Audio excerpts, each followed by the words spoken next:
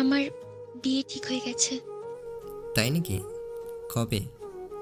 তুমি কি সিরিয়াস হবে না? সিরিয়াসলি বলছি, বিয়েটা করে নাও। হোয়াট? তুমি আমাকে বিয়ে করবে না? সরি, আমি পারবো না। তাহলে প্রেম করেছিলে কেন? আবেগে। এখন কি? বাস্তব। প্রেম করার সময় কোথায় ছিল তোমার বাস্তব? ভেবেছিলাম হয়তো এতদিনে কিছু একটা হবে। হলো না কেন? আমি কিন্তু তোমাকে ছাড়া কাউকে বিয়ে করব না। চিরকুমারী থাকতে হবে তাহলে। দেখো, আমার কিন্তু কান্না আসছে।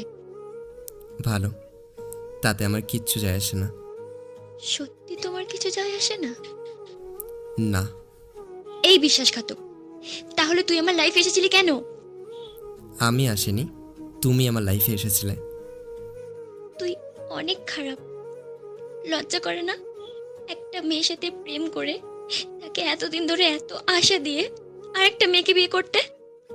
আমি বিয়েই করব না। আর তাছাড়া দেখো, আমি টিউশনি করেই নিজের খরচ চালাই। তারপর আমার দুটো ছোট বোন আছে। এই সময় আমার পক্ষে বিয়ে করা সম্ভব না। মধ্যবিত্তদের কষ্টটা তুমি বুঝবে না। তাহলে আমার বাবা কি কোটিপতি নাকি? তুমি তোমার বাবার একমাত্র কন্যা। কোটিপতি না হলেও আমার মতো অভাবের সংসারে বড় হওনি। আমার লাইফের সব থেকে বড় ভুলটা কি হয়েছে জানিস? তোর সাথে রিলেশন করাটা। তোর জীবনে কখনো সুখ আসবে না, এই আমি বলে দিলাম।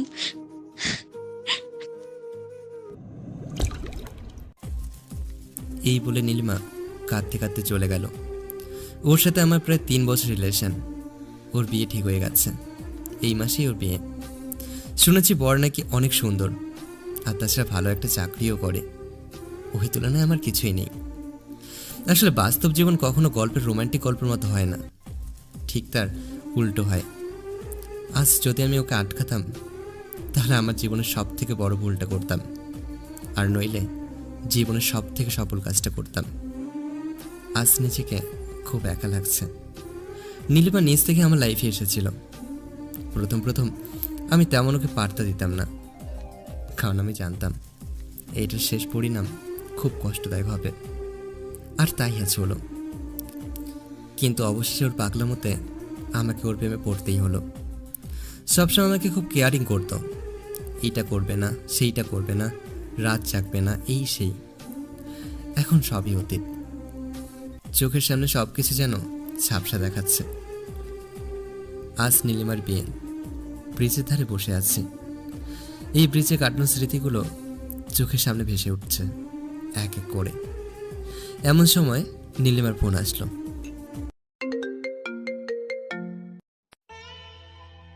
তুমি কোথায়? ব্রিজে।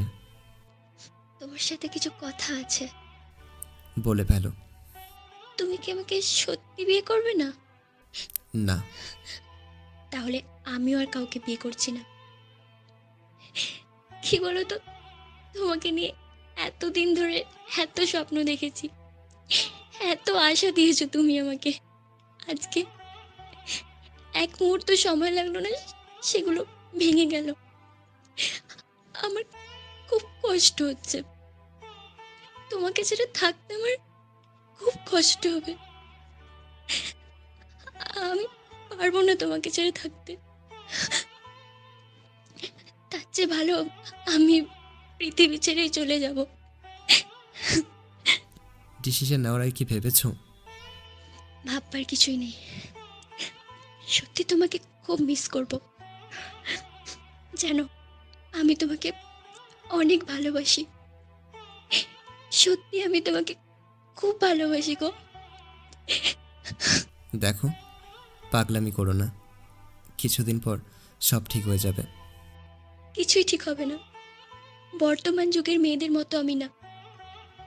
ভালো থেকো।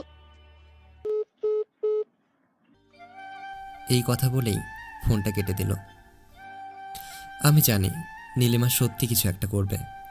বড্ড রাগী মেয়েটা। কিন্তু আমি এখন কি করব? মাথাটাও প্রচণ্ড ঘুরছে।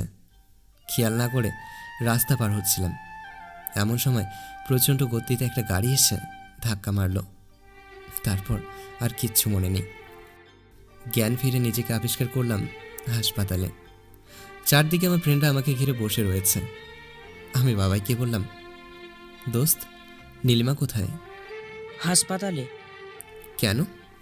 কেন আবার? তুই জানিস না? না, কি হয়েছে? ও তোর উপর রাগ করে ঘুমের ট্যাবলেট খেয়েছে। দোস্ত, আমি নীলিমাকে দেখব। নীলিমার এখনো জ্ঞান ফেরেনি। 3 ঘন্টা পর নীলিমার জ্ঞান ফিরেছে। আমি ওর পাশেই বসে রয়েছে। আমাকে দেখেই ও অন্যদিকে মুখ ঘুরিয়ে বলল, এখানে আসছো কেন? কাজ হয়নি তাই তো?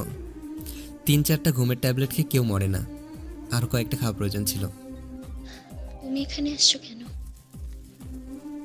পারে আমার হবু বউ এরকম একটা কাজ করবে আর আমি তাকে দেখতে আসবো না? কে তোমার বউ? কেন, তুমি হবে? করবে না আমায় বিয়ে? না, করবো না। তাহলে আমাকেও কি ঘুমের ট্যাবলেট খেতে হবে নাকি? দেখো, এমনিতেই কিন্তু অ্যাক্সিডেন্ট করেছি। কই কই দেখে। এই দেখো, পায়ে ব্যথা পেয়েছি। কিভাবে অ্যাক্সিডেন্ট করলে?